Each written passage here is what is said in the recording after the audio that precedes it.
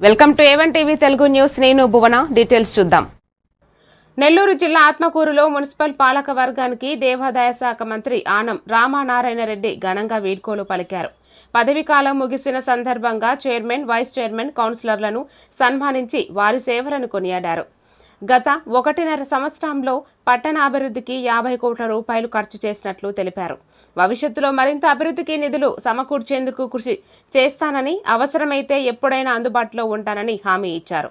మన దేశ రాజ్యాంగబద్ధంగా లేదు ప్రజాస్వామ్యబద్ధంగా ఎవరైనా సరే 5 సంవత్సరాలకు ఒకసారి 24 మంది సభ్యులు ఆత్మకూరు పట్టణాన్ని తమ వంతు భాగస్వామ్యంతో దీన్ని అభివృద్ధిలో మీరందరూ భాగస్వాములు అయ్యారని నేను మనసా వాచ నమ్ముతున్నాను.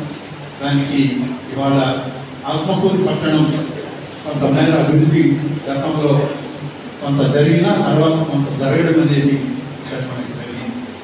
అయితే ఈనాడు మీ అందరికీ కూడా కొన్ని విషయాలు చెప్పాలి.